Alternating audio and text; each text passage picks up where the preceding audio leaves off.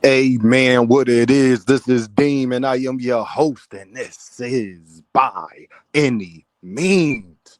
Y'all already know the Cash App, man. $ Deem by any means. Y'all know the PayPal at Deem by any means. Y'all see that heart with the $? What else? The super chat. You can press that at any time your heart desires. Please say it with me, y'all. I don't care if you leave $1, $10, $1,000. It is much, much, much appreciated, y'all.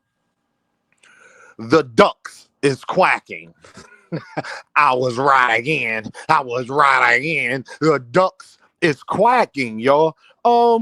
If you follow this channel and you are familiar with Dean, then you know that I said a couple weeks ago that the minute jaronennis moves up, I guarantee you that's when Brian Norman Sr. and Brian Norman Jr. and Bill Haney and all of them start doing interviews and poking out their chests. Y'all, what has happened? Jaronennis announced earlier this week, or at the end of last week, or basically the weekend, that he was moving up to 154. And guess who immediately has been on Mill City Boxing? Yeah, you whoever you guessed, they all was there. So yeah, whoever you guessed, they was all doing it. Yeah, that did happen. I was right again. I was right again. Just to put that out there, y'all, so it ain't no feelings about or no revisionist history. Dean, you don't know what you be talking about. Dean be right a lot, and I was right about this as well. Brian Norman Jr. had the nerve to sit up there and say, "Oh, what did this man say at 7 in the morning? See, it's when you fight that early, it's kind of hard for people because we just waking up. So it's kind of hard for people memories, to get together. But I'll get there." He said, um, everybody know that the storm was coming, and when they hear the storm is coming, they put their boots on and run. Ha ha ha. And you hear Brian Norman Sr. in the back, woohoo, woohoo, like the Pillsbury Doughboy. The biggest frauds in boxing. Do y'all want to know why jaronennis moved up? Is because that same duck that's quacking. Yeah, y'all chose to take a voluntary defense and not fight jaronennis, so that's why he moved up, because he know y'all have no interest in fighting. And before any Brian Norman Jr. defenders come in here, Brian Norman Sr. was on Mill City with Greg. And Greg asked him, so why didn't you take the jaronennis fight? He admit he ducked jaronennis. Do you want to know what he said? Why y'all popping it after the Karen fight? Oh, well, I just needed to see something. I just had to wait and see. Now we saw what we saw and we ready to fight. That means that you weren't ready to fight when you was offered to fight. So that means that you ducked because you were saying that you was ready for the fight at that time. Just another flame of hypocrisy we get to. But the other problem is, y'all, Brian Norman Jr. just took a voluntary defense to fight Sasaki. Um, that fight is way further from Atlanta than Atlanta is to Philadelphia. That's one. Um, he didn't get paid as much money as he would have got for fighting jaronennis. That's two. Um, and yeah, he could have took the fight with jaronennis now, but he said he didn't want to wait. But they want jaronennis to wait on them. Let me bring that back for all of the Earthmen that's in the background. They said they didn't want to wait on jaronennis. So you want jaronennis to wait on you now, because they're trying to say that he moved to 154, which you're basically admitting is you want him to stay at 147 to wait on you.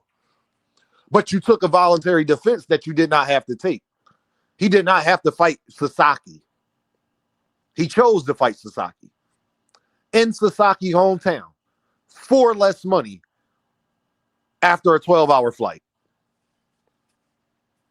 Yes, that's what the duck did. That's quacking. And for all of y'all that was telling me on Greg Hackett panel earlier, well, dang, it's his dad and his team. No, Brian Norman Jr. said that. Brian Norman Jr. the one that had an interview saying jaronennis is looking funny by moving up to not fight him. So that's what he said. Well, my guy, I mean, jaronennis just fought, didn't he? You couldn't have waited a couple more months and y'all to fight like a month or two from now?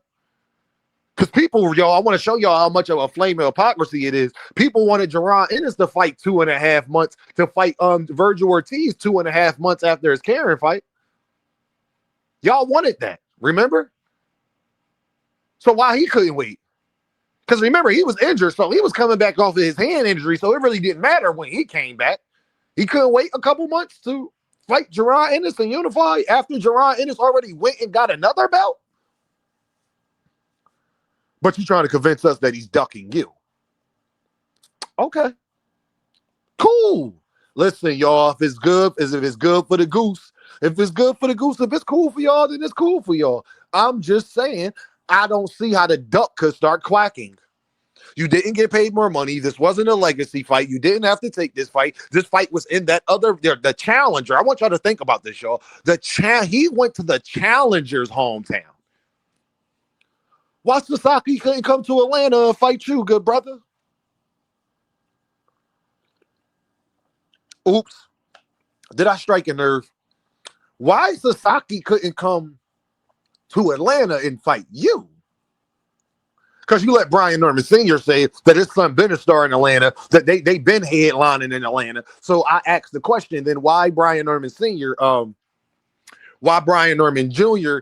couldn't get the fight with Sasaki in his hometown? It's just a question, y'all. Don't get mad at me. It's just a question. I'm just asking. But you want Jaron Ennis to wait on you and do everything you say, but Sasaki didn't. Sasaki didn't have to do everything you did. Sasaki was the challenger and got a hometown fight. You didn't get paid more to fight Sasaki than you got Jaron Ennis, so you basically took a pay cut. You had to. If you got paid more, if you would have got paid more to fight Jaron Ennis, but you chose to take a lesser payday, then that's by definition is a pay cut, correct? Correct. See, I guess Brian Norman Jr. and Brian Norman Sr. had to get their ducks in a row. I guess Brian Norman Jr. and Brian Norman Sr. had to get their ducks in a row. And it's okay because I predicted that this would happen. Yes, me. I predicted this would happen. And I was right again. I was right again. It's disgraceful. It's sad. And they probably would never get another payday the way that they would have got fighting Jaron Ennis. Who he gonna get at 147 and get a $1.7 million payday? Rolly Romero? Who paying Brian Norman Jr. what he wanted? Well, they gave Stan Jonas this. Okay, who else is paying you that? Who's paying you that? And they gave Stan Jonas that, but Stan Jonas agreed to. Stan Jonas didn't do a long, drawn out approach. Stan Jonas didn't do that. It just is what it is. Stan Jonas took the fight. Stan Jonas fought in Philadelphia. And to be honest, Stan Jonas had did more than Brian Norman Jr. had did at 147 division to that point. Stan Jonas was already a champion. Stan Jonas was already a notable name at a division that people was ducking already. So I know you think you probably should have got what Stan Jonas got, but the truth of the matter is you weren't at the stature that Stan Jonas was. They didn't even expect you to get the belt. They didn't even want you to get the belt. They wanted Santillian to do that. They was trying to get Teofimo Lopez to take the belt from you, even though I don't think that would have happened.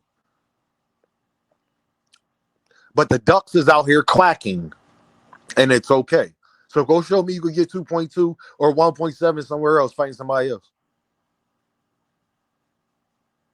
Since everybody's scared of Brian Norman Jr. And guess what, y'all? People got reason to be scared of Brian Norman Jr. Do not misconstrue me. Oh, people got reason to be scared of Brian Norman Jr. Look at it. Look what he did. That boy tough.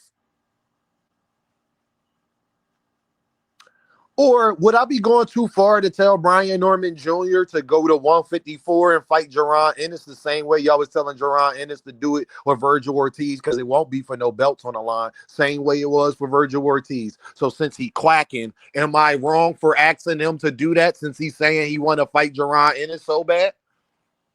Because y'all wanted Jaron Ennis to go to 154 and come back to 147. That was y'all. Y'all wanted that. That's a fact.